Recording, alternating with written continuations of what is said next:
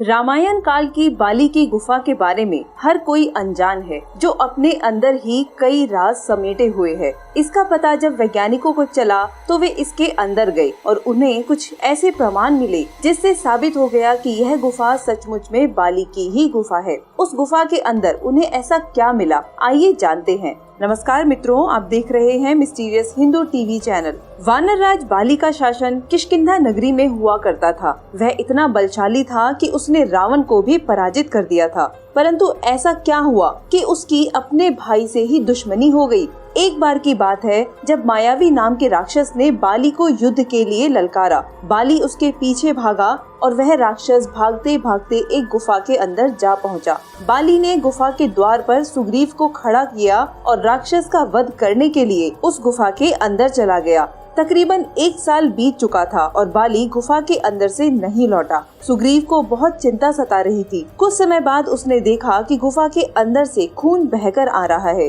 उसे लगा कि बाली की युद्ध में मृत्यु हो गई है, इसलिए उसने एक बहुत बड़ा पत्थर लिया और उस गुफा के मुख पर लगा दिया ताकि वह राक्षस गुफा से बाहर ना निकल सके। परंतु वह सच से अनजान था। दरअसल वह गुफा इतनी लंबी थी कि उस राक्षस को ढूंढने में बाली को 1 साल लग गया और 1 साल बाद उसने उस मायावी राक्षस का वध कर दिया था। परंतु जब बाली गुफा के द्वार पर पहुंचा तो वहां पर एक बहुत बड़ा पत्थर देखकर उसे भी हैरानी हुई। उसने मन ही मन सोचा कि शायद सुग्रीव मेरा शासन हड़पना चाहता है। बाली ने जैसे तैसे वह पत्थर हटाया और वापस अपनी नगरी में पहुंचकर सुग्रीव को धक्के मारकर अपनी नगरी से बाहर निकाल दिया। जिसके बाद सुग्रीव अन्य वानरों के साथ ऋषिमुख पर्वत पर रहने लगे। ऋषिमुख पर्वत सुग्रीव की गुफा के बारे में तो हर कोई जानता है, परंतु बाली की गुफा से हर कोई अनजान है। आज के समय में बाली की वही गुफा तुंगभद्रा नदी के किनारे वाले कर्नाटक के हम्पी शहर के आसपास के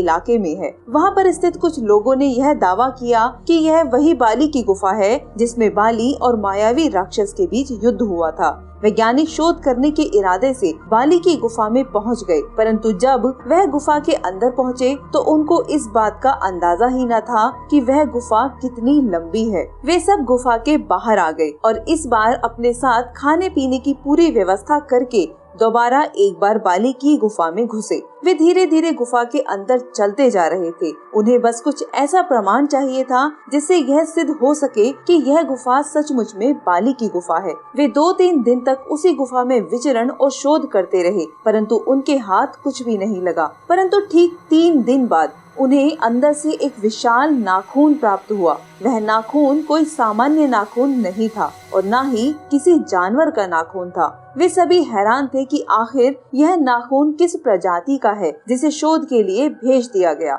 जब वैज्ञानिक उस गुफा के अंदर पहुँचे तो वहाँ पर उन्होंने जो देखा उससे उन सभी के होश उड़ गए।